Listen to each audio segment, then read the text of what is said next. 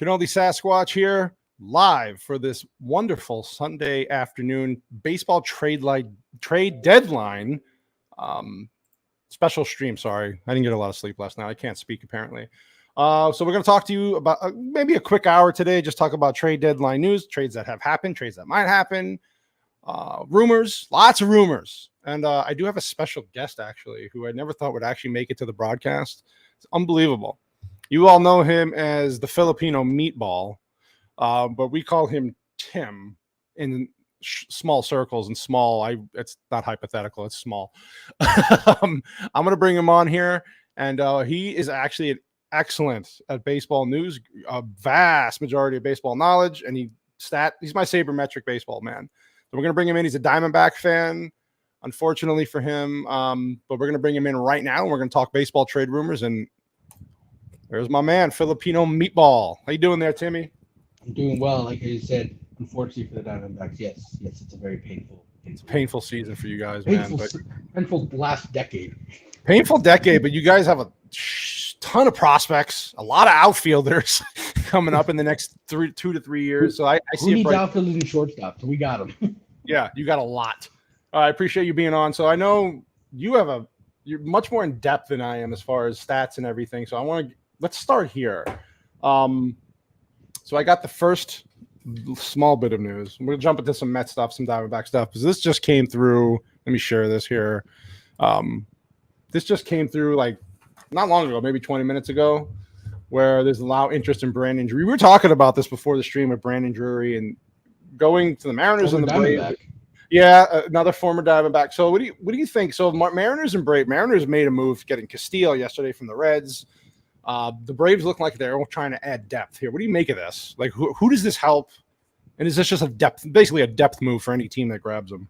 If you're grabbing Brandon Drury right now, you are a team that's either had an injury and you're trying to get by, right? You're trying to limp yourself into the playoffs, and anything can happen in the playoffs, or the guy that you have that Brandon Drury is going to replace is a negative WAR guy, because Brandon Drury is basically a wins above replacement guy. Yeah, that's what it says. He's going to go in there and be average. That's fine if you have a glaring hole at third base. And the one good thing about Brandon Drury is he's got position versatility out the ass. Like, he plays both corners, can play second, played both corners of the outfield. He played shortstop in a pinch for the Diamondbacks a couple times. Right. So, yeah. I mean, he has pop in his bat. He's not going to hit for anything more than 250, 260. So he's not going to be a needle mover, right? But, if you need depth and you need a guy that's going to get you through, like that, 6, 7, 8 in the order, that's fine. But if you think he's going to move the needle for you, you're barking up the wrong tree. I would get the Braves, though, because they lost Austin Riley. Are they just compacting that middle of the order? And it looks like they're just trying to add. Yeah, they're just trying to add a piece that they lost. I mean, like you were saying, he's hitting 275 right now. It even states here his production's 33% better than league average, according to the WRC plus. So, I mean, it's not like it's a bad addition. But again, it's just more a career year too. He is. Yeah, he's that's what it is. He's having an up year. So it's not a bad. I mean, the Braves adding him, it's a depth thing. The Mariners, it's depth. It's just more pieces.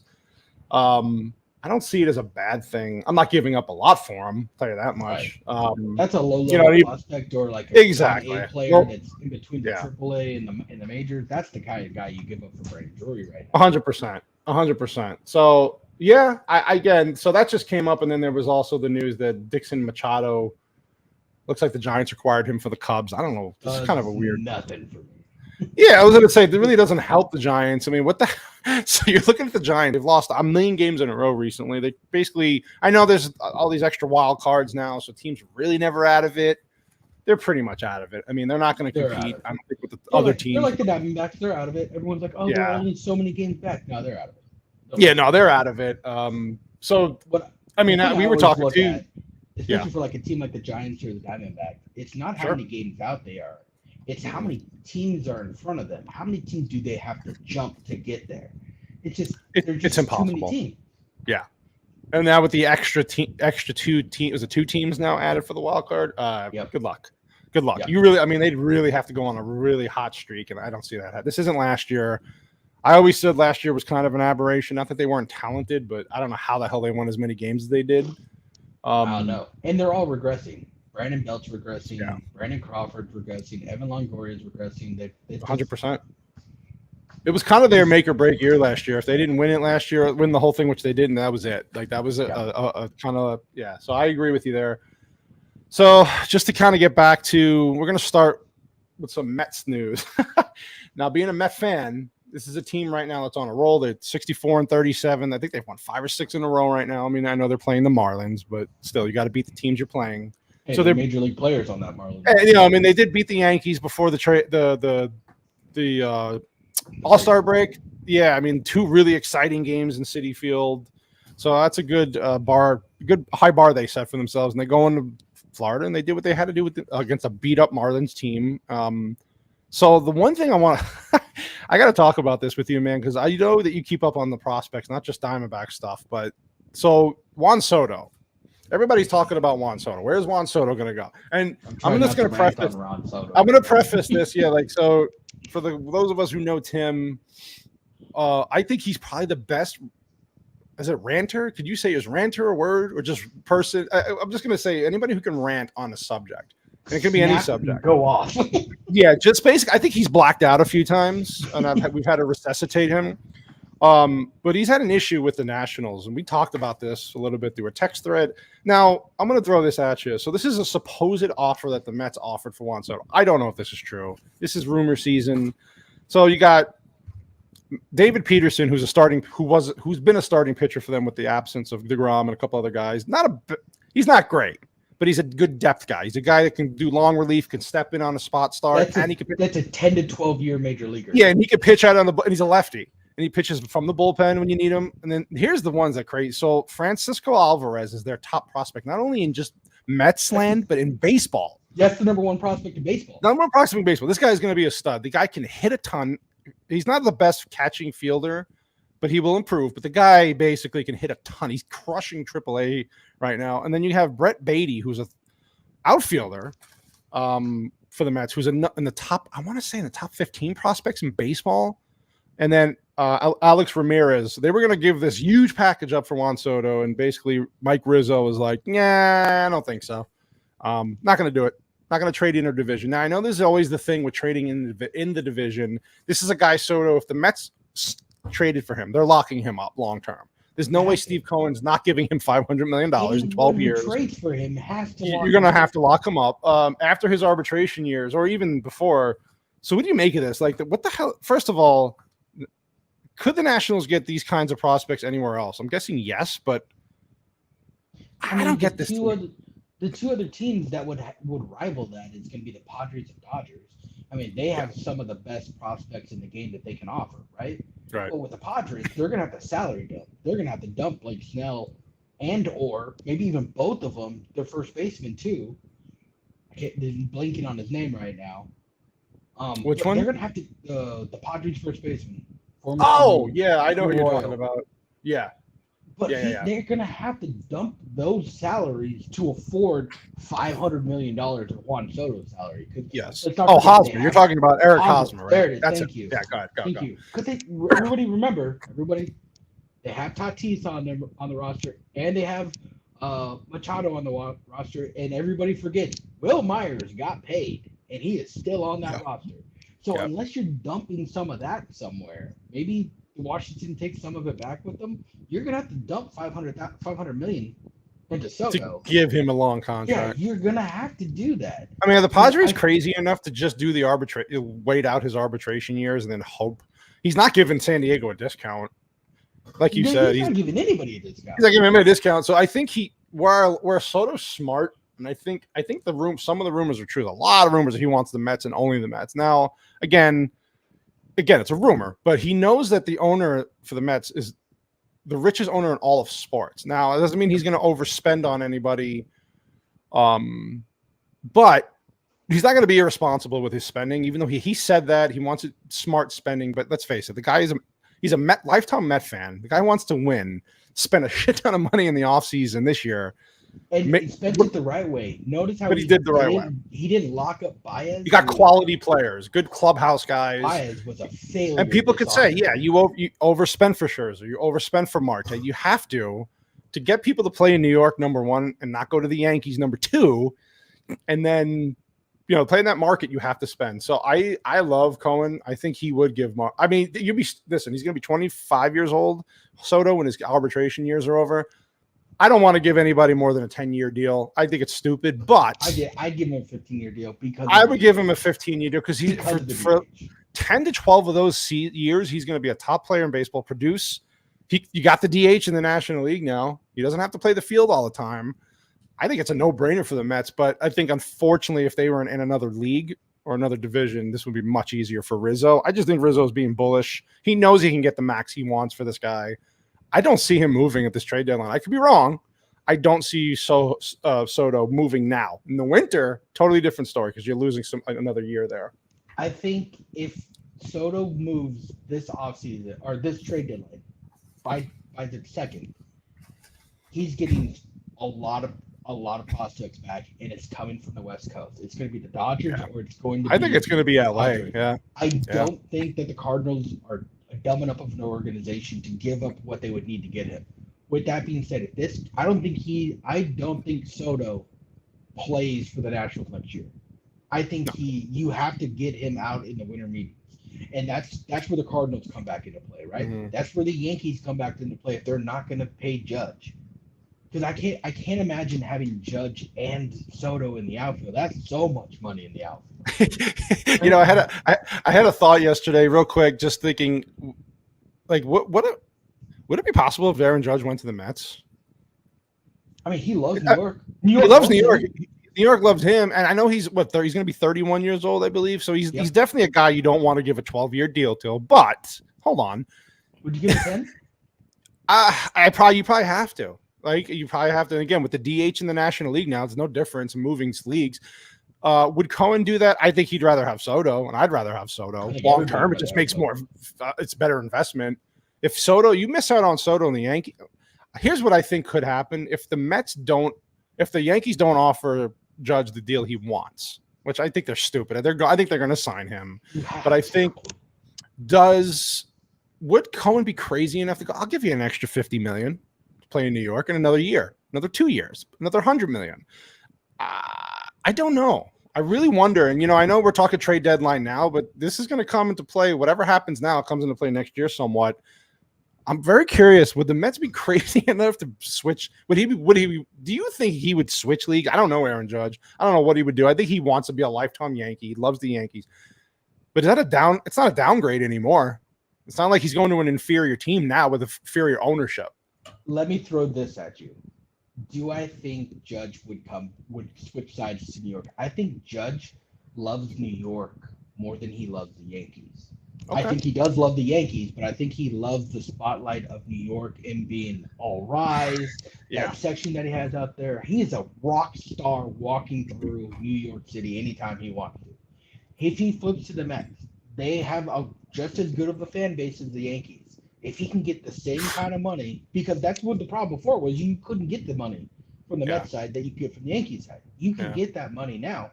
Would the template that Cohen's got to look at is the Albert Pujols contract when he signed that massive deal in L.A. Right. The question became, you knew Pujols was going to fall off a cliff at the end of his career. But true. Was it worth the money that you paid in those 6 to 8 years of Albert Pujols, the machine, that you're going to have to deal with the 3 to 4 at the end of the contract, right? Well, we saw what happened. They were able to get out from underneath that contract, but they were still able to eat it. I think, to me, if I'm Cohen, why not try to get both? Why not put I thought about that.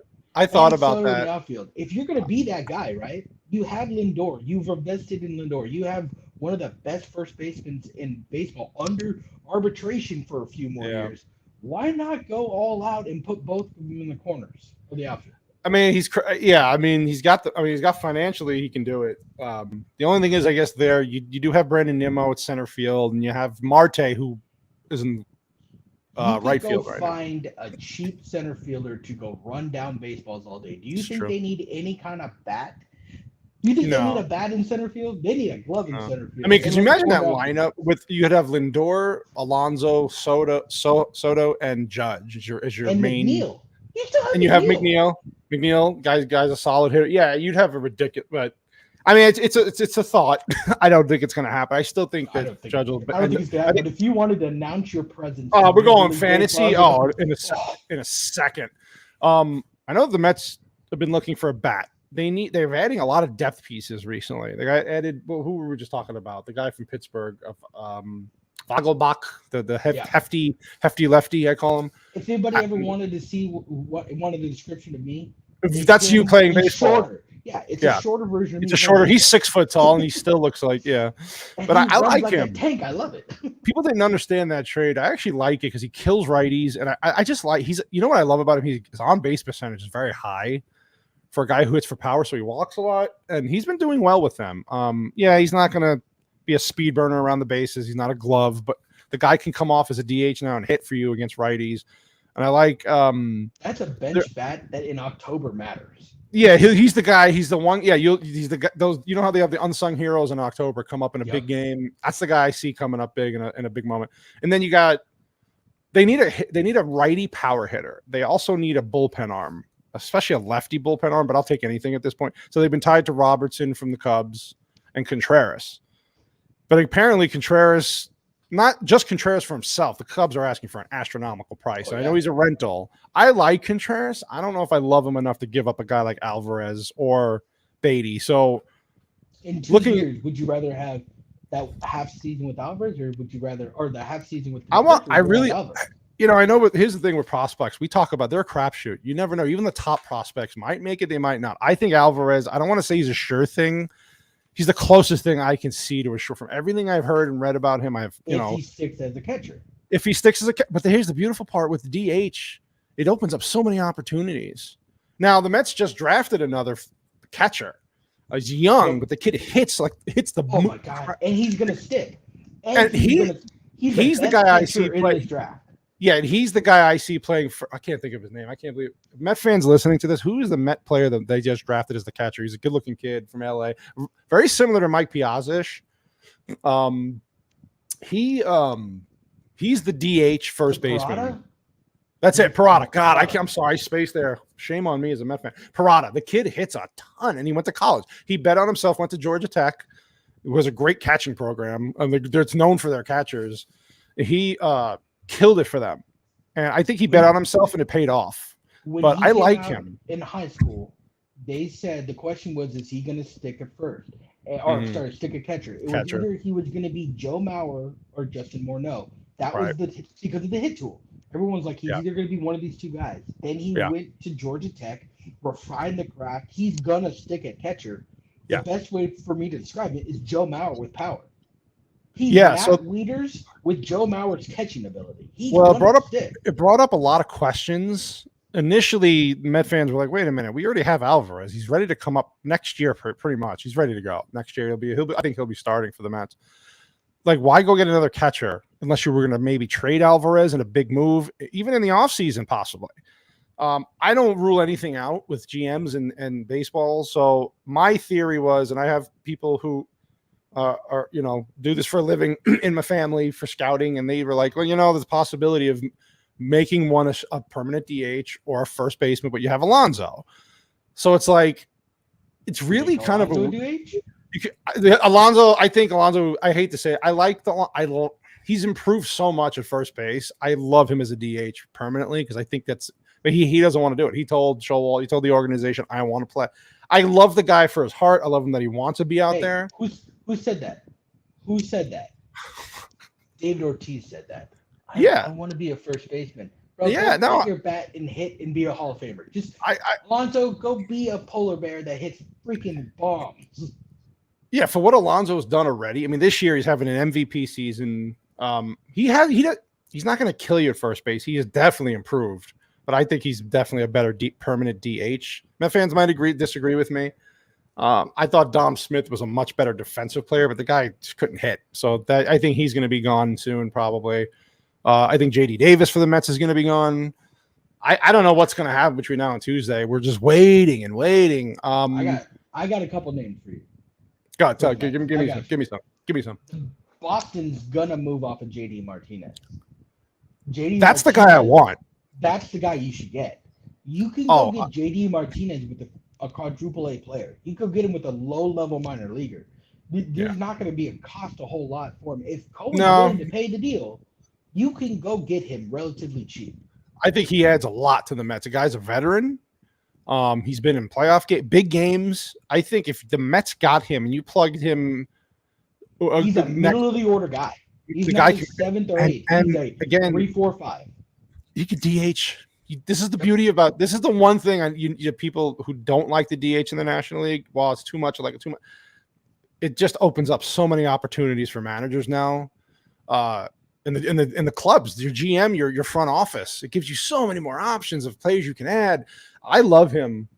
I think I'd rather have him than Contreras. If you're trying to win right now, if this is the year you're going for it, this year and next year, he's a rental. I'm good with it though. If I don't have to give up an Alvarez or a Beatty for him and get him. Now the thing is, where do you get? Okay, I like Rob. And let's go back to the middle relief. I like Robertson from the Cubs. Guy's really good. I don't know what his asking price is. The Mets need a really good bullpen arm. I got you. They're lacking there a little bit. They need depth there, and I really prefer a lefty out of the bullpen. I don't know where they're going to find that, but who do you get on the radar for relief pitching for the Mets? That could be a guy, especially in October, that can really come through for them. I got you. And here's the best part about this whole thing: they only cost you money. Well, this is what we have. This is a homer thing. I don't even need Alvarez. I don't need Beatty. I don't need any of your top 10 prospects. This is only going to cost you money. What if the Diamondbacks went over to Cohen and goes, hey, we'll give you Mad Bum and our all-star reliever, Joe Mantiply. You eat Mad Bum's contract and just throw me any minor leaguer that you want. You want to throw me a 5th outfielder? Throw me a 5th outfielder. I don't care. Because this is where I would pitch it to you. All you got to do is pay his contract. He has 3 years left on his contract. If you're printing money over there, like it looks like you guys are printing money, you can do that.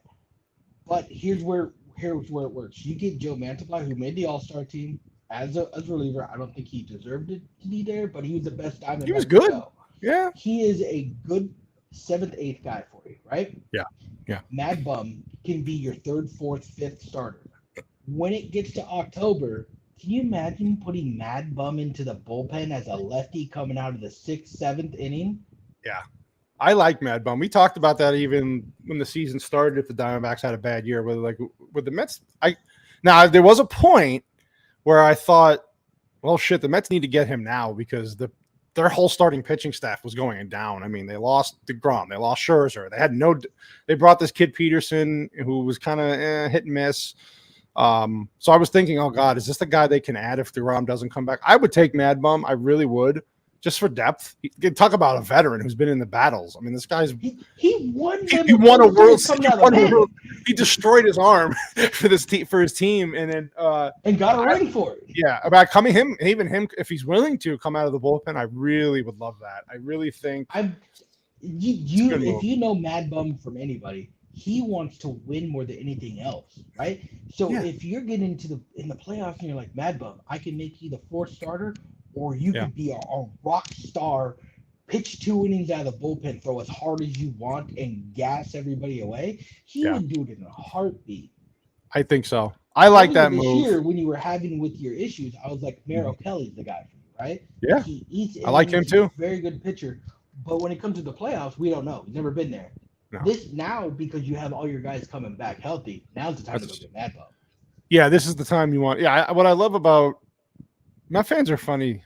Most of them are. I love Met fans. They're very passionate people. They get crazy though. Like even now with this trade deadline, they haven't done enough. They haven't got that extra. I was like, well, first of all, you have no idea what the other teams are asking for. Knowing these teams, knowing that we have these top prospects, of course they're going to reach for that first, right? And then you work your way down. The problem with the Mets farm system is they have great talent, upper levels, mid, lower, not so much because they've kind of neglected that with the Wilpons and. They're trying to improve that, especially internationally. They're really trying to prove that Cohen's spending a lot of money going forward to really improve that. And I think they drafted well. So they're going to improve. They had the highest slot money out of every team this year. That's why they got the players that they got. Well, also signed Rocker already. God, you should have signed him last year. Well, Rocker's a whole different style. Listen, I liked Kumar Rocker, but the guy, his arm and his shoulder scared the hell out of me, and it scared the hell out of the Mets. Now, I don't know. I'm not gonna. We'll see. He went to Texas. Enough for the Rangers to pass on him. Yeah, the Rangers weren't jumped on him quick because they need. Talk about an organization that needs pitching. They've always needed pitching. They need everything. No one stays there. No, it's a weird place, and they just signed Seager in the offseason for a lot of money. Like they spent money this offseason, and they're still. What did it? They got a beautiful new stadium. It's not like the owners don't want to spend money there. It's just a weird organization. I just don't get them. So they spend money, it doesn't work out, and they did. Every time I think about the A-Rod, I think about the Fonzo Soriano, I think about the Josh Hamilton deals. They spend the money, it doesn't. They just never last, and they just dip them out. Yeah, it's really weird dynamic there. So speaking of contenders, and this is going to hurt you a little bit because you love this team so much. Talking about the Dodgers, and we're talking trade deadline, so they're looking at everybody. They have unlimited resources, pretty much, just like. I guess I don't want to say like the Mets. They have great prospects. They have a lot of money. Great prospects. I mean, they're killing it right now. I don't know. This team, even with all their injuries, they're running away with that division again.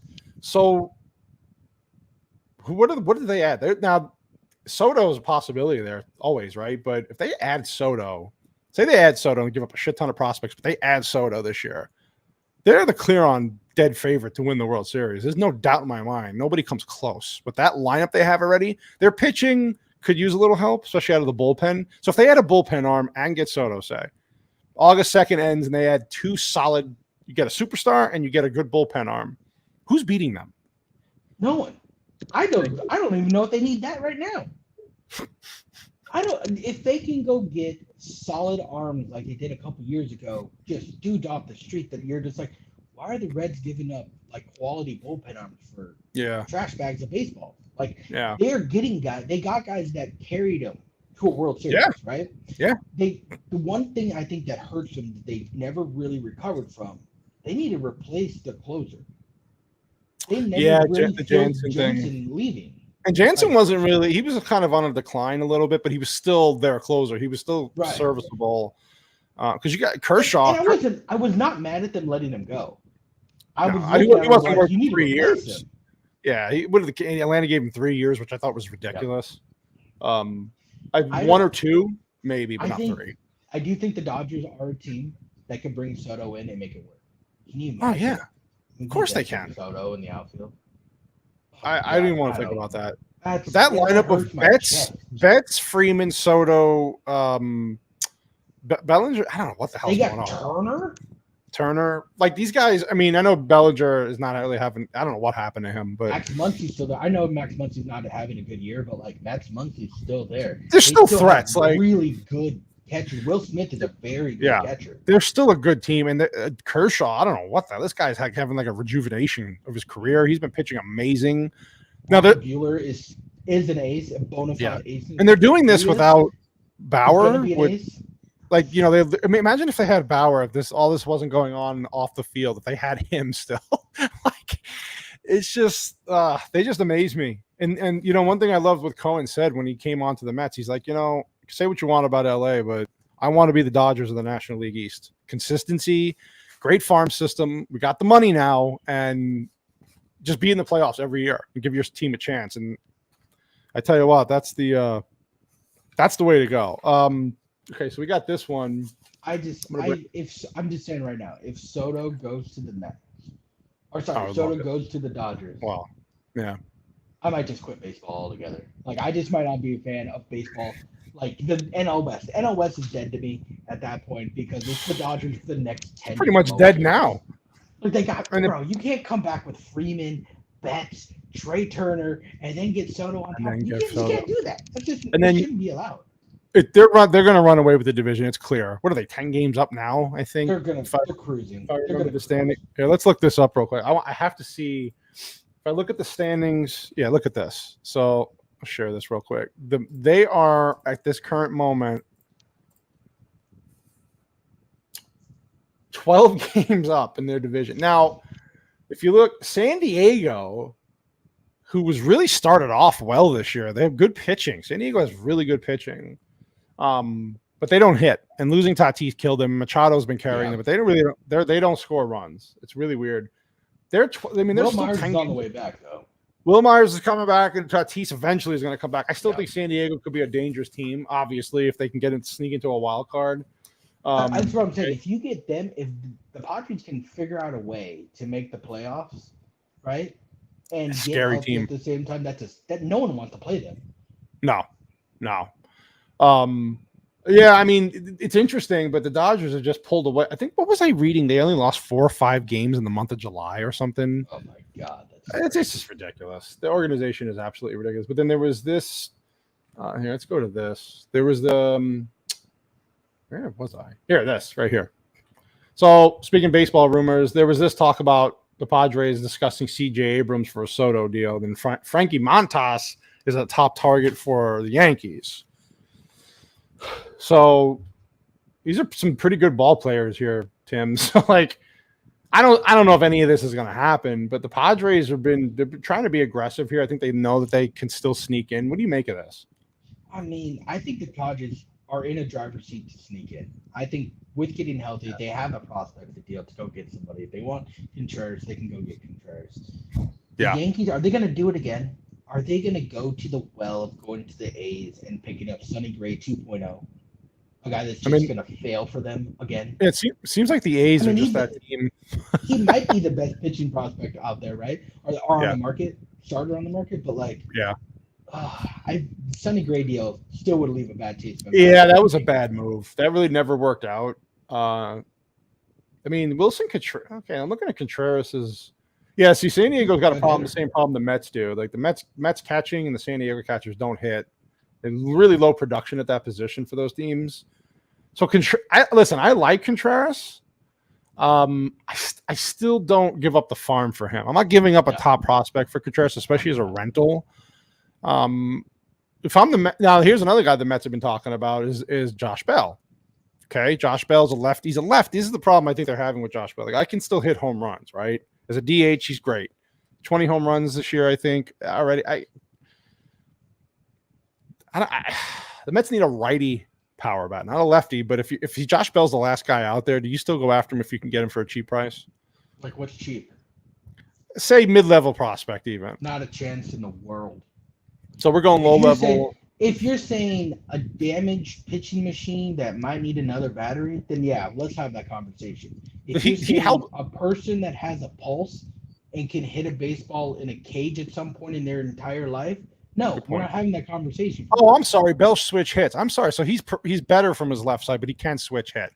I think he's a switch hitter. He's a switch hitter. I'm sorry. Good call, Mike D. I totally forgot about that. So that's probably another reason. But I think his numbers are better from the left side. But he can hit. He's a better lefty than he is a righty. So he can hit from the right side. Okay, I'm sorry. I forgot. Yes. Okay. So even then, I'd rather have JD Martinez. I think he's better. He gives you more and he's more versatile for you. But I know Josh Bell can play first base. So I think the thinking with the Mets there would be have Bell share some time with Alonso like Dom Smith did, but you're getting a much better hitter. So I wouldn't be upset with Bell, but you're not. I would depend on what they give up. I would mock you. I'd openly mock you. You would. I know you would. He was not a dominant player on the Pirates. He wasn't he's not a dominant player with the Well, look, he's hitting 305. He's hitting 305 with 20 home runs on a bad team this year, though. It's a bad team. I wouldn't hit 305 on the Nationals. Okay, that's not true. That's not true. Let's walk that back. It's not exactly. Let's not get crazy now. I would if it's a last resort thing and this is what they can get. If they can't get a Martinez or Contreras, I tell you what. And somebody brought this up here. Let me ask this. Ask this to you and Mike in the comments. I see Mike. Yeah, go ahead. I saw you said Would you rather give a low-level prospect for Josh Bell to be hitting for you in September, or would you give a mid-level prospect to have JT Martinez hitting for you in September? Me personally, I don't know how Mike D thinks, but I would rather have JD Martinez. I think he's the overall better player, quality player. I think he's, like I said, he's been in big games. Did JD Martinez win a World Series? Oh, I don't know. I can't remember. God, anybody can comment on that. Like, What he's with the Tigers. He would have. He's with the Tigers, with the Red then Sox, Diamondbacks, and then the Red Sox. Okay, but he's been. I mean, the guy here. I'm going to look up his stats real quick because he's a guy. I don't know. I like JD Martinez. I've always liked JD Martinez, and I thought the Red Sox made a good pickup there. So if you're looking at, yeah, thanks, Mike. Thank you, Mike. JD Martinez, easy. Yeah, easily. I agree. The mid-level prospect. So here we're looking at JD Martinez. So his 2022 was 286, 39 RBIs with 9 home runs. So a little bit of a down year. Wasn't he hurt though? Yep. Okay, so I still rather have him. He's 34 years old. This is what you said. He's a rental to get you a championship now. Like this is a now move to win now. I still think in City Field, rejuvenated on a good team. 34 years old though. Yeah, no, I think he's not old. Matt Stairs. Right. I think that this guy is the better pick. I know Bell technically is having the better season, but I like Martinez better. I think he goes to a winning. I trust Martinez. I think going to a winning team. The Red Sox have been terrible this year. They really slid down fast. So I think it rejuvenates him. Gallo? You go get Gallo. I don't want Gallo. There was rumors about other teams looking at Gallo. Average? You go get Gallo. Oh, God, Joe, it's your boy. Listen. I don't even hate Joey Gallo. I think the guy doesn't hit for average, but he does play his ass off, and he'll give you some pop. I thought in Yankee Stadium he was going to hit 70 home runs. Honestly, I don't know what the hell happened there, but. Yeah, he's been struggling a little bit though. I'm all about go get the better player, spend the money, go get. I think so. I think if you're trying to win now, the difference is like giving up, your top prospect. No, right. Let's not talk about that. But if it's a middle guy that might be a platoon player in the majors, or some low-level prospect, get the guy that might be a platoon player. Yeah, might go buy one later. Yeah, I want to bring up a point. Mike D here brought up a great point. This is wishful thinking. Comment section is fire right now. It's blowing up right now. I love these people. These are my Met people. So he's saying here that and I always forget that Epler had a relationship. He got Ohtani. He found him, and he has a great relationship with. I didn't know that. The Japanese market, Japanese players, and he found him and brought him to LA. Is it possible? Now I know Artie Moreno. The guy is a lunatic, and he's probably the worst. He's the Fred Wilpon of the American League. That's a great comparison I heard the other day, which is true. Listen. Would I take Ohtani? He solves a lot of problems for the Mets in the pitching rotation. The DH issue is done. So you have your power hitter, you have a starting pitcher, and your power and he can play outfield too. You can play outfield if you want. Yeah, and you can DH him if you need. Obviously, it's what they do in Anaheim and Los Angeles. Honestly, I don't think Ohtani's going anywhere. But if there was one team that I think would land him, I think it would be the Mets because of Epler having that relationship with him. What do you think about this? This is the biggest crapshoot, I think. But we talked about this with Trout. Trout getting hurt with his back issue, I think, changed things for Anaheim. Or Jesus, I keep saying that. Los Angeles of Anaheim. I think that changes things for their future. I think Ohtani might be traded in the next year or two. I don't know if it's going to happen tomorrow or by Tuesday. I'm a full-fledged tinfoil hat wearer when it comes to conspiracy theories in baseball. Right. Mike is on one right here, and I am fully on board on this train. I think it happened. I think Ohtani moves. Maybe not to the Mets, right? Maybe not to the Mets, but I think Ohtani moves because they have to look at they got a massive contract on a guy that might be a part-time player. Oh, 100%. I hate to say that. He might end up being a part-time player. He might have to be the DH because he can't play the outfield anymore. So then, are you letting Ohtani play the outfield and pitch? Or are you making him just a pitcher? Are you going to make him a first baseman? Like, what are you going to do with him? Or that's a tough one. You can capitalize on the big push that is Ohtani right now. Right. Make him an absolute rock star, send him to the Mets, right? The Mets could do so much with him. They could do so much with him. You can keep Pete Alonso at first. Keep Pete Alonso at first. There's no way. And make Ohtani your DH. There you go. See, and then Mike brings up another point here. He's a free agent after next year. If you trade for a guy, this is the same thing with Soto. You're trade now here. If you're Epler and Cohen though, So Soto might be a possibility in a year or two. Ohtani, maybe. So here, I'm going to throw this at you. This is a tough one, though. Who's the guy you're going after long term? If you have to choose, the Mets have a choice, which is, I know, dreamland. If you could have Soto in 2 years, maybe, or you could have Ohtani after next year. Which one are you picking right now? I'll trade for Ohtani now and sign him. Didn't Ohtani have Tommy? Didn't he have an issue with his he had shoulder issues? His shoulder issues. But worst case, what's the worst case scenario for Ohtani? He's an elite DH and a lockdown closer. That's the worst case scenario for Ohtani. Yeah, I'm okay with that. And it won't cost you as much as something. Gallo will strike out 260 times. He's not wrong. Is that the first half? Yeah, he's not wrong. That's a problem. Well, that's another problem with Gallo is the guy can't put the freaking bat on the ball. The other thing that we talked about. You know what he is? He's Chris Davis 2.0. Oh, dude, I was just. What happened? Fall off a cliff, my friend. He just dropped off. I don't know. I don't know what Chris Davis. I used to like Chris Davis until he had that year when he didn't get. What was it? How many games in a row without a hit? Bro, that led Sports Center every night. That was embarrassing. It was so bad. And then he asked for the ball when he got the hit. He got the hit like it's his first major league hitting. So the only other thing with the Mets was that they've been scouting Martinez. So the Contreras Robertson thing is probably not going to happen because they want to get either one or both. And I don't know. I hope they can land at least Robertson, but they could pivot to JD Martinez and Christian Vasquez. To me, I think that's the no-brainer. If I would rather have that than the Contreras Robertson. I know Rob. Yeah. Would you rather have a starter or you want a bullpen arm? We need a bullpen arm because the Brewers are listening on Hader. Oh, I'd take Hader in a second. In a heartbeat, but what do you have to give up for him? Would you give up Beatty for him? I think he would take that. I think that you would have to give up one. You're not giving up Alvarez. Alvarez is not going anywhere. I wouldn't give up Alvarez. Unless Alvarez is only going somewhere for an Ohtani or a Soto. That's the highest level you're going to. That's the only time. Hader is the guy. Well, the thing is, though, with Edwin Diaz pitching so damn good this year. Remember, Hader was totally cool with pitching 7th and 8th innings.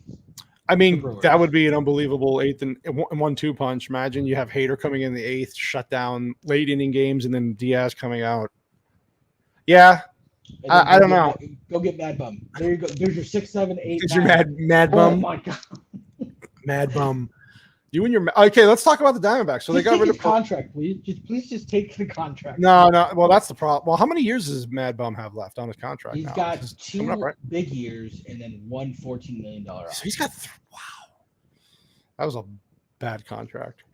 I know why they did it at the time, but it was a bad contract. Diamondbacks got rid of Peralta, which I know you weren't too upset about. I don't think most Diamondback fans are upset about anybody leaving this team right now because they have so many prospects coming up the next few years. I like Peralta. I think he helps Tampa, but it's not a major loss, right? I mean, I'm sad he's gone. And it's not because of the production on the field. It's because he was here for like 9 years. It's a long time. He was the face of this organization for a long time. As soon as they let go of Goldie, he was the longest tenured Diamondback here. Right. He was everything that he maximized everything that he had. 100%. I agree with you. He is on the backside of his career. Yeah, he's on the downtrend. He still hits. He still plays an above average glove in the outfield. He won a Gold Glove here.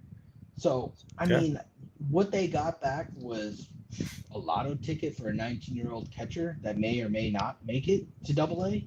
I think it's worth it. He has 20 games in his career. So, like, it may or may not work. But at the same time, if I had to guess what happened, they pulled him into a room and asked him, like, do you want to be here knowing that you're going to be the 5th outfielder?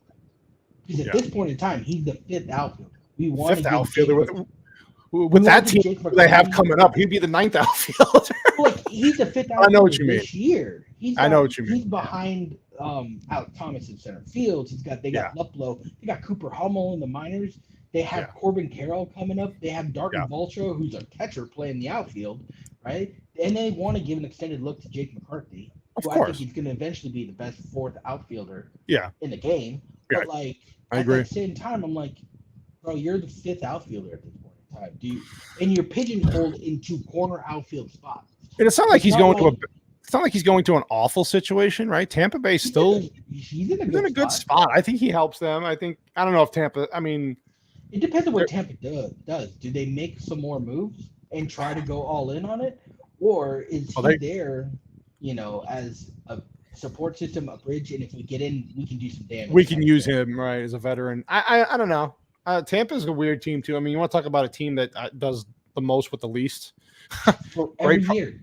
Amazing prospects, great scouts. So I mean, whoever the scouting leader is over there, the whole scouting department, they deserve something. Why do you think up with prospects?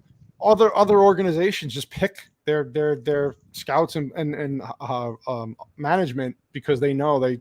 Now, I mean, I even think that one of the Dodgers GM, or who was it? Somebody in their front office came from Tampa. I want to say.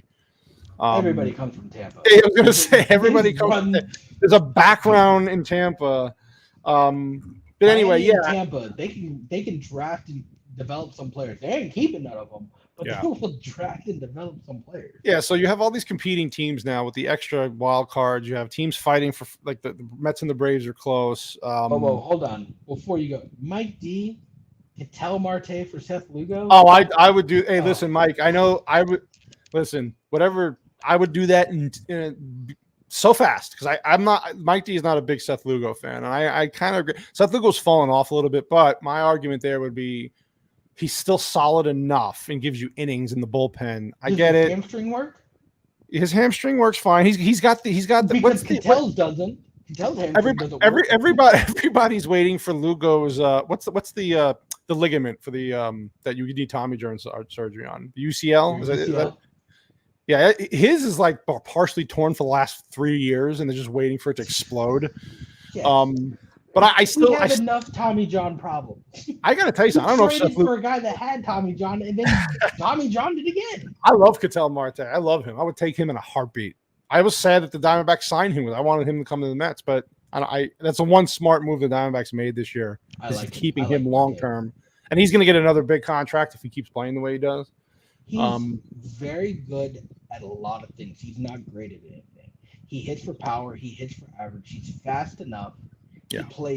He can play 2 premium positions if you want him to in shortstop and center field. I think he's made to be a second baseman, but he came up as a shortstop and then played 2 years in center field.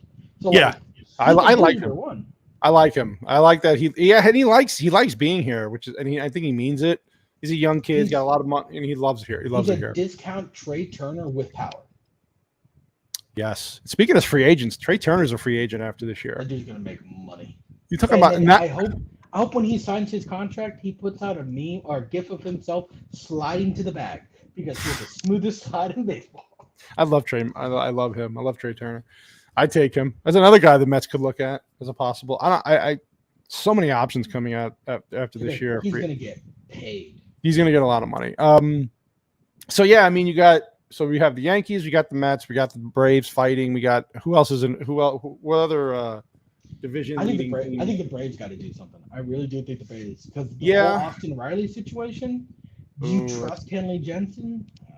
No, I don't. Like, what do you go get? Like, well, and then you're looking at the standings here. No, I think the Braves. Closer, like Diamondbacks have Mark Melican. Icon. Like, you can come get him. He's not good, but you can come get him. I completely agree with you. I think the Braves probably will do something. I don't know if it'll be big. I mean, looking at these other teams, Milwaukee, St. Louis are close. St. Louis. Everyone's talking about St. Louis for Soto, and I'm like, what if they got JD? I don't get the St. Louis. So I just, for a team that covets their prospects so much, and their organization's built on that, I don't see that. I think it's just a rumor, but the thing is, you got Paul Goldschmidt that's having an MVP type year at 30. He's having a great season. How big is your window?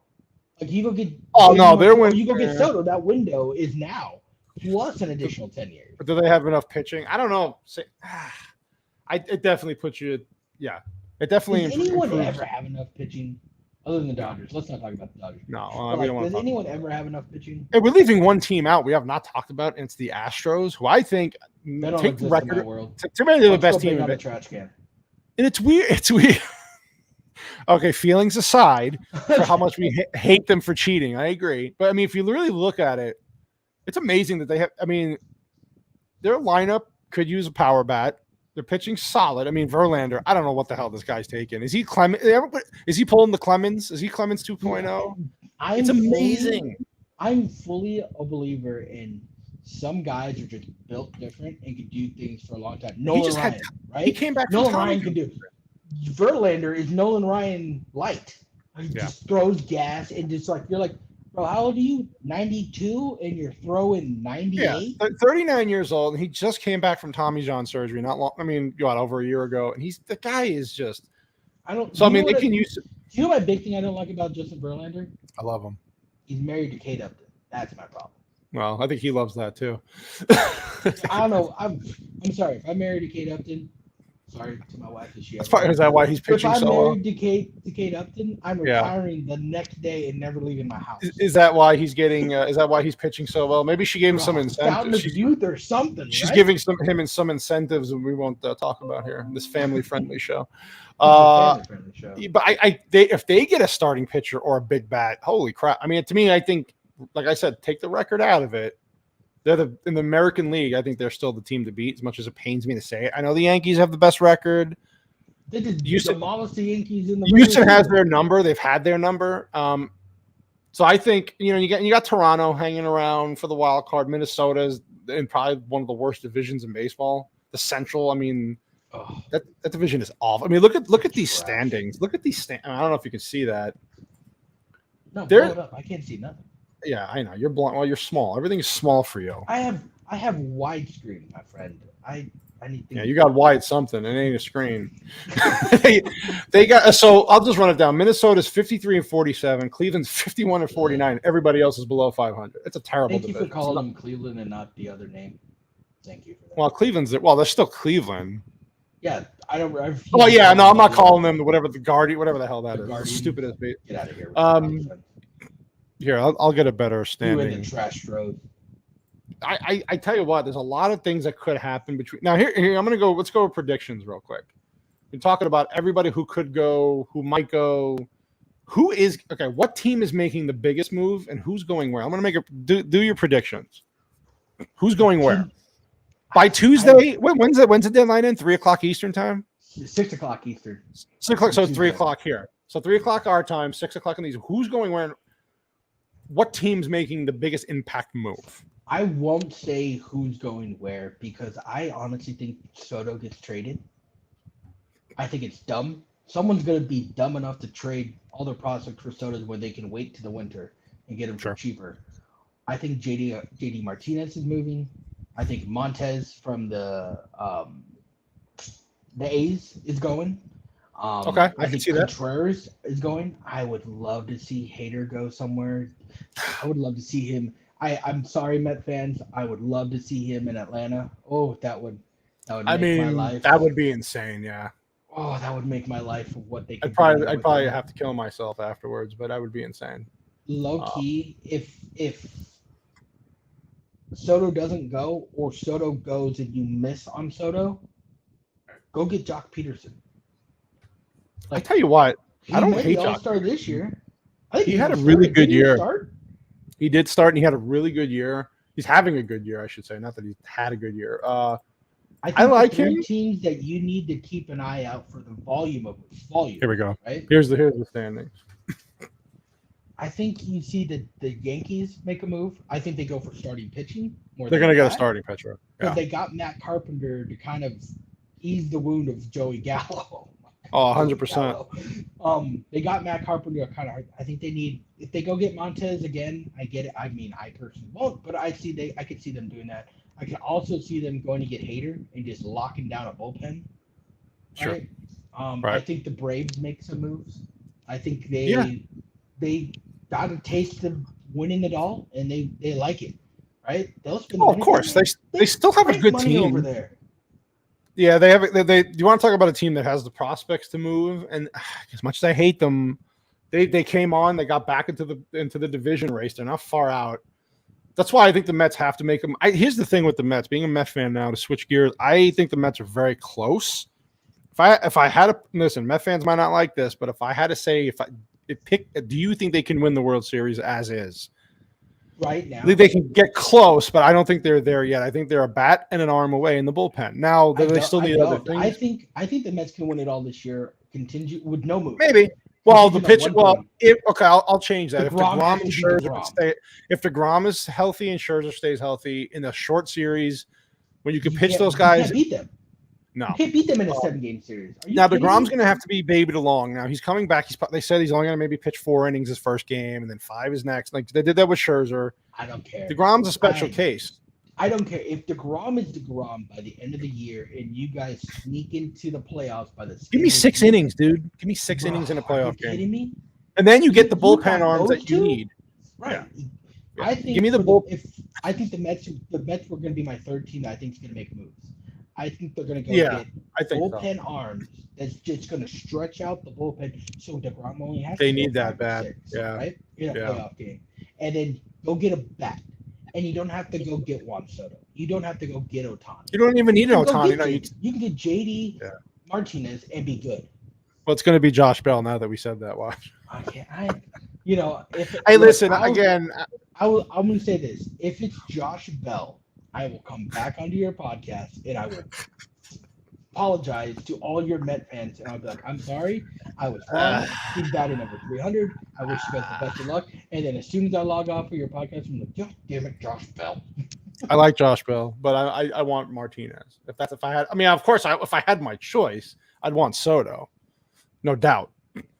But here's something that I saw on Reddit, and I wanted your opinion as being a Met fan. Sure. Would you give up a mid-level prospect and maybe some cash, maybe a bullpen arm for Bellinger? Not right now, not at the deadline, but in the offseason. Like in the offseason. I think he's a free agent soon, right? In the next year? He's got 2 years. He's got 2 years.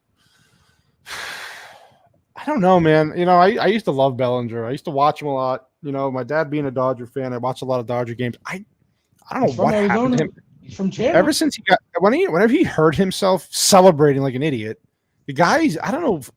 Now, I understand that some guys' injuries you just don't recover from. He looks perfectly healthy. It's a mental thing with him. I think so. The guy was a stud for a while. I mean, when he came up, had a great first year, great second year, amazing third year, and then he got hurt. I don't know if I take it. I don't know if I give up a mid-level prospect. I mean, here's the thing though with him. He's a free agent. He has another down year next year. What the hell is this guy going to expect as far as a contract?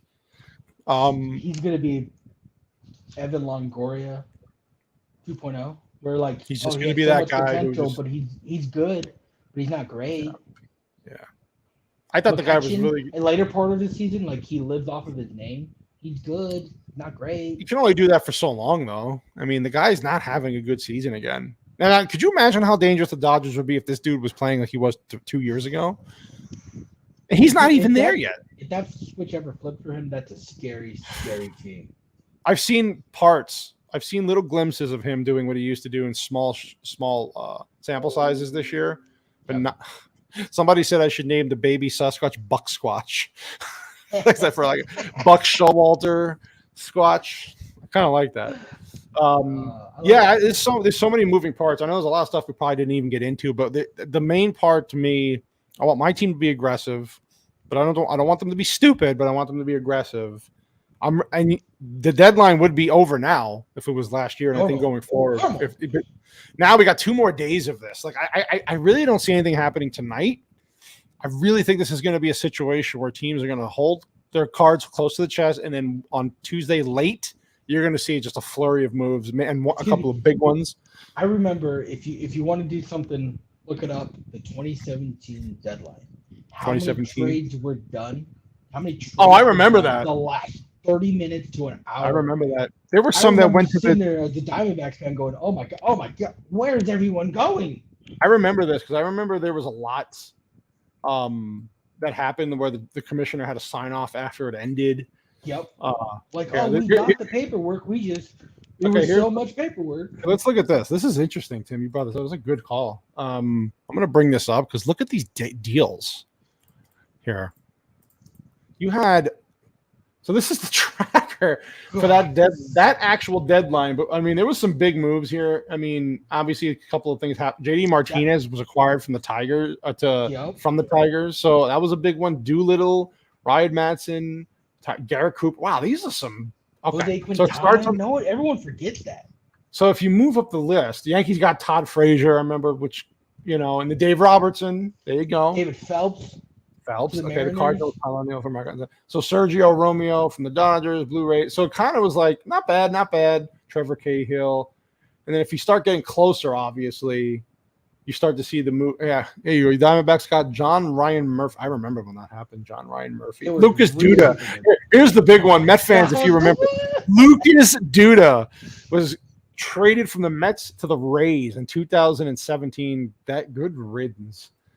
The guy who threw the ball away. The Met fans know Lucas Duda very well. Throwing the ball away in game 3, was it, in the World Series against the Royals? AJ Ramos from the Marlins. Yeah. I mean, look at this. Howie Kendrick.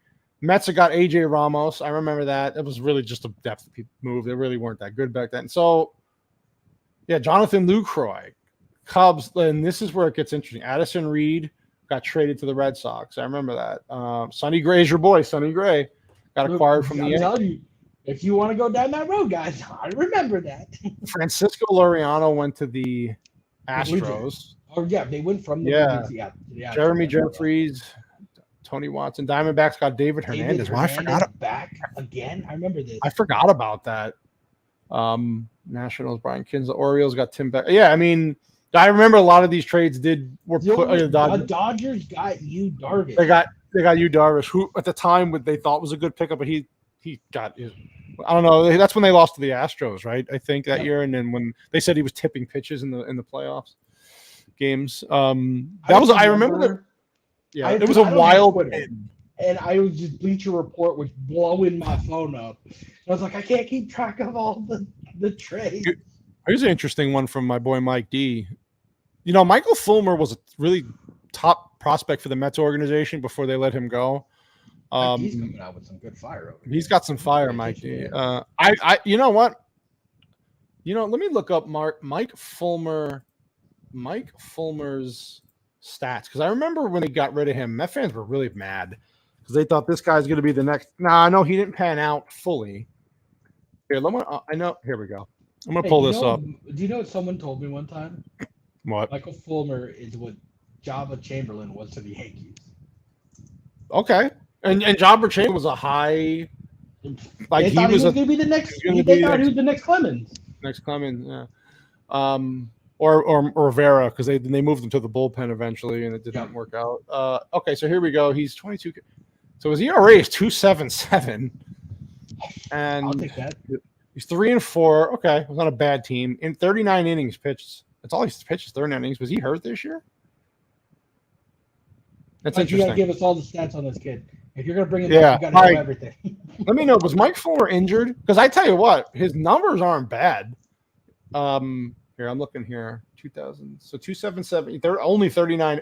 Then again, he's not a starter, is he? I know he went there as a starter. Reliever. He's a reliever now. Okay. I mean, you're the sabermetric guy, Tim. What are we seeing here that makes this a bad one?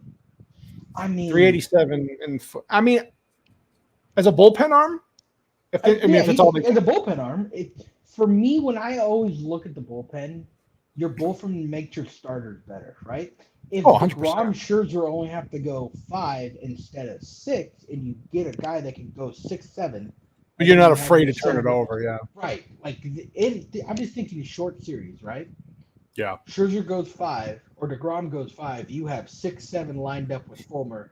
You bring in Hader, right, to pick the 7th and 8th, and then you just walk it down to Diaz. Who's beating you?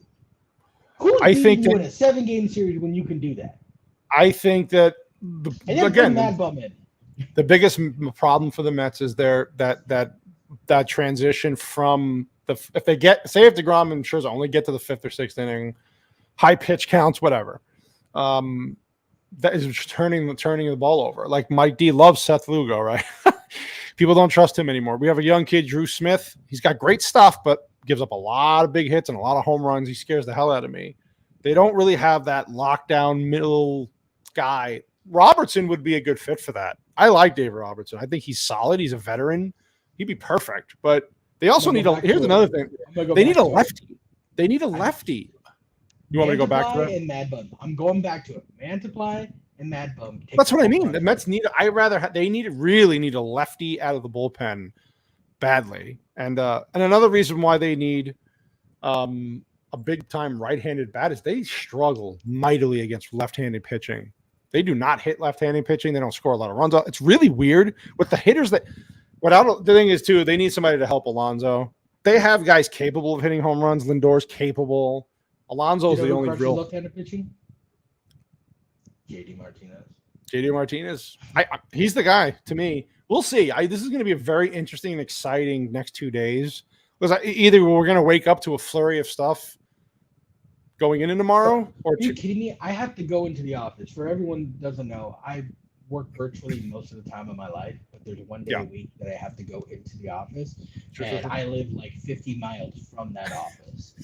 That day is Tuesday that I have to go in the office this week. Yeah. So of course you're just gonna see me with my phone just going in the office all day. That's all you do. Just trying to figure out. That's all you got to do. I agree. It's always been fun. Now, when it's a slow trade day, the anticipation's fun, but when nothing happens, I get angry. I've wasted a whole day. Did you get as angry as me at the winter meetings this year? No, the winter meetings this year were angry. We were both frustrated with what happened in the offseason, going with the collective bargaining, and honestly, we didn't know, if being baseball lovers, we had no idea what was going to happen. Listen. So you love the baseball winter meeting. That's your thing. Right? That is my thing. And I like the winter meetings a lot. It's extended time to where a lot of rumors come up, and when things do happen, it's a great starting point for your team, for the season, for just baseball in general. Keeps baseball on the map. So I was very upset when baseball didn't come back. I think I even ranted to you for a second. I pulled the Tim and I ranted like, I'm out. I'm done with baseball. I'm not. So when they came back, I did the typical baseball thing. I said if they lose one game during the regular season, I'm out for the season. Because I was really angry. I was angry. I was like, this is ridiculous. These greedy assholes. Yeah, it's like, so they salvaged that literally with, like, after the deadlines kept popping up. They went past the first deadline. They went past the second deadline.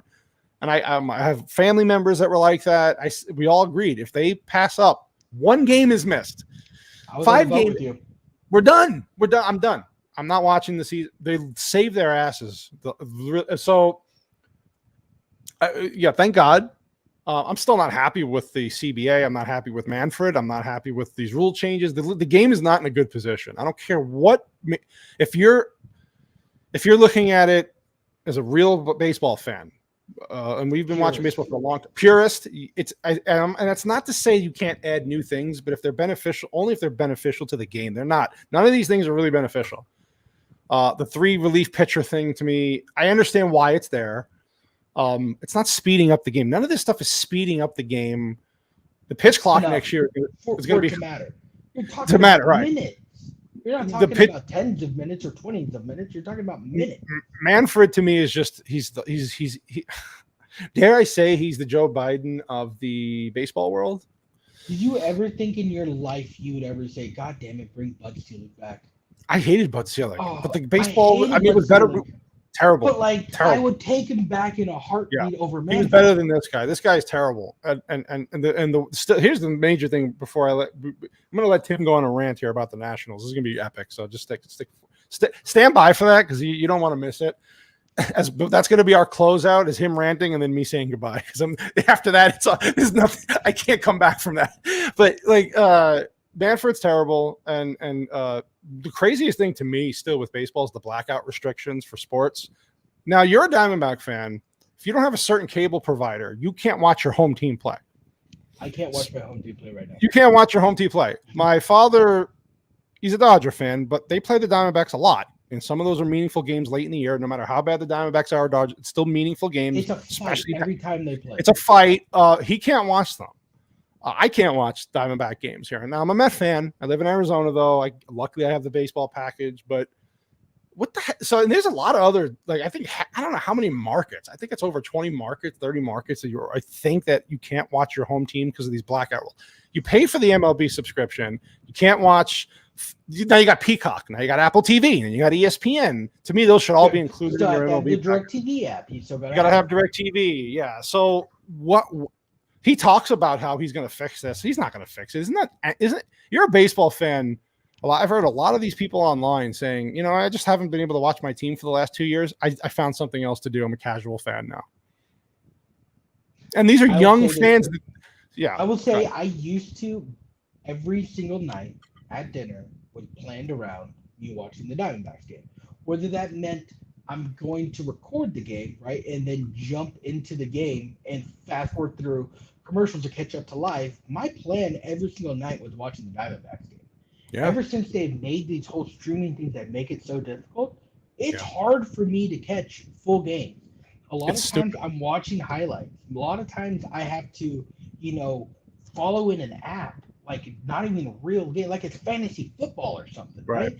Like I have to follow that, and I hate it. I absolutely hate it. I will say last year, I don't think I watched more than 20 games complete front to end. Well, how could and I think I'm on a lower pace this year. Well, because number one, if you can't watch, this is the thing with people, but why? The difference between this and what Tanner always talks about as far as football. Football is a once-a-week thing, right? For the most part, you're watching college or pro. It's on one day a week, and they're nationally televised. Yes, you do need a package to watch certain games if you're out of market, but for the most part, you can. It's a little different. It's only once a week, or cry to your spouse. I like that. Yeah, like people say that you have game day. Like here, I'll put this up. I like this comment. You have game day. You can't get them. Kimmy here is an awesome Met fan on Truth Social. I found she can't watch. I mean, a lot of people I know can't, and so you do follow the best way you can. I just don't think if you do subscribe to an MLB TV, most of those other networks like Apple TV. I'm the same with Kimmy. I'm the same. I have to follow along on game day. I just have to. But here's my point. When you're doing other things, most of these people are busy. Either you're working full time, you have families, grandkids, whatever. If you're missing out on watching your teams, you will find other things to do instead of watching the sport. You follow them, sure. You can go on an app, you can listen to on radio, but you're going to find other things and you're going to adapt to those things and your habits are going to change. And this is a lot of young people are not watching the sport. And you're not capturing them, the young people. You know what I mean? No, that's what this is all writing on. The young people out there have so many options of things to watch. If you make it difficult to find anything, they're moving on. Selling Sunset is on Netflix. My wife got me. But like Selling Sunset is on Netflix. Right. When you talk about what I moved on from baseball, it was Selling Sunset. Selling Sunset. To me, you know, watching freaking Netflix, man. Watching shows that you haven't watched before in years, you catch up on. Reading book, like there's a million things. So I agree. I think Manfred's an ass. But anyway, so we're gonna go off. Last baseball season, I read the entire Terminal List book franchise during baseball season. Oh, I remember that. That would never happen. And that's how I got into that Jack Carr Terminal List, the whole franchise, because of you reading it, and then I read it. By the way, his last book, In the Blood, is fantastic. But that's for the podcast. We need to have a spoilers alert podcast where we're gonna have we're gonna talk about that show more in depth, and we're gonna do a lot of other things. I still gotta watch Reacher. I got so much shit to do. You need to watch Reacher. I told Tanner to watch Reacher. Tanner loves Reacher. Loved it. I think I'll like it. I like from what I've seen, I like so far. So here's what we're going to do. We talked about baseball. We got through that. What trade deadline deals, future prospects. So I'm going to give the floor to my I can't believe I'm doing this. I'm going to give the floor to my boy Tim here to do he's going to rant about the Nationals and the state of the Nationals and giving up this deal for the Mets and just them in general and Soto. But you got the floor. So I'm going to be honest with you. I'm not a Nationals fan, right? I'm a Diamondbacks fan. But, like, I'm a baseball enthusiast. And what I see the owner of the Nationals doing is absolute sacrilege. You let Bryce Harper walk away for nothing. You let Anthony Rendon walk away for nothing. Freaking Scherzer left you. You traded Turner. Like, you are Jason Worth gone. We won't even talk about Zimmerman. I get it. He's the OG, but they're not there anymore. What are you freaking doing at this point? Yeah, I don't understand it. Jeez, you cannot let Soto walk for nothing. You either pay him $500 million and you keep him because you just can't let Bryce Harper win an MVP with the Phillies again. Can't let Soto walk. If you let Soto walk, we're officially the worst franchise in baseball. And I'm a Diamondbacks fan. That's hard to do. We had Kevin Towers. You're the worst franchise in baseball if you let Soto walk. I saw the package that the Padres offered. What are you thinking? I heard about the package that the Mets offered. What are you doing? Like, at what point in time do you realize you need to get something now, or cough up $500 million and be like, look, you're the highest paid athlete in America, and here you go, have a nice day. That's what you need to do. Otherwise, no one's gonna sign there. Bye-bye, everyone. Every free agent that's ever gonna go there. Any player coming up knows that you're gonna that guy, and you're not gonna be that franchise. They're gonna leave, just like Harper left, just like Soto left, just like Rendon left. I agree. I'm done with you. Yeah, when you turn down a $440 million deal for 15 years, that tells me that's a message to the organization. I am not coming. I'm not signing here. I'm not playing for your team. Get rid of me now. Get rid of me next season. I'm done with you. Who's going to go back and play for him? Meaningful. Who? They just won a World Series 2 years ago. 2 years ago? Yeah, 2 years ago. Maybe three. I forget. But they had a really good team, and you guys still have Strasburg there, which is interesting. Patrick Corbin, I get that he's on an inflated contract, but he's still a good pitcher. They're a bad organization. Mike Rizzo is an idiot. I can't stand him. Okay. But whatever. That was one of a milder Tim rant. Now, if Tim, what we want to do is get Tim on our podcast, the Whiskey and Cannolis podcast with Whiskey Banger and I, Tanner. That would be, you really want to see Tim unload. That's where you go to see him unload, because that's not just sports. It's not toned down. Tanner unload. Just let me I Tanner goes on some good rants. That's why that podcast exists. We can all. I'm really just the mediator. I'm just the mellow guy who will rant once in a while, but I'm just kind of moving the stories along. You two could be the entertainment. I'm good with that. But we'll see. We'll see what happens this trade deadline. We have and this is for everyone that's missing out on Whiskey Banger. We got him a nice Tanner, if you're watching, look at that. Listen, they don't have cannoli ones. That's a candle, guys, for the record. Look at this beautiful candle my friend Tim got. Isn't that nice? My friend Grumpy Dog Candle. Yeah. They ship nationwide, by the way, guys. Go find them on IG. Grumpy Dog Candle Company. Can they get? I don't know if you can do it necessarily a cannoli scented candle. I don't think there's such a thing. I ordered you a Prosecco bottle. Okay, the cannoli scent. Okay, well that makes sense to me, because that's what we do for you. I won that. You win. You did a good job. I had a lot of fun doing this. Actually, it went by quick. We're actually a little overtime, but that was awesome. I listen. It's gonna be a very interesting week. I cannot wait till Tuesday morning just to constantly run my phone battery down. And I have 3 monitors that I work with here and I use for this.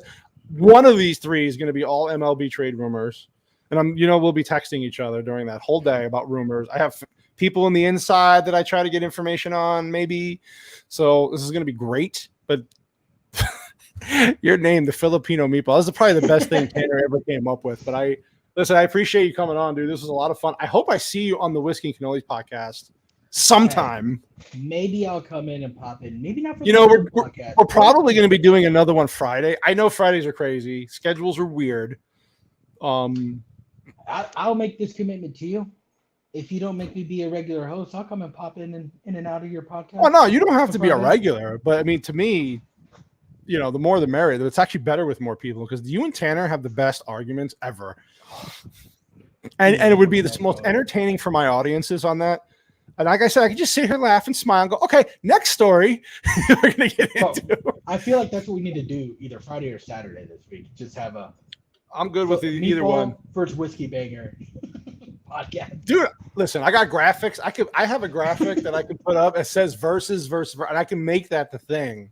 So Whiskey Banger versus Filipino meatball would be amazing. And I know Tanner's down for it, but we'll talk about that during the week, of course.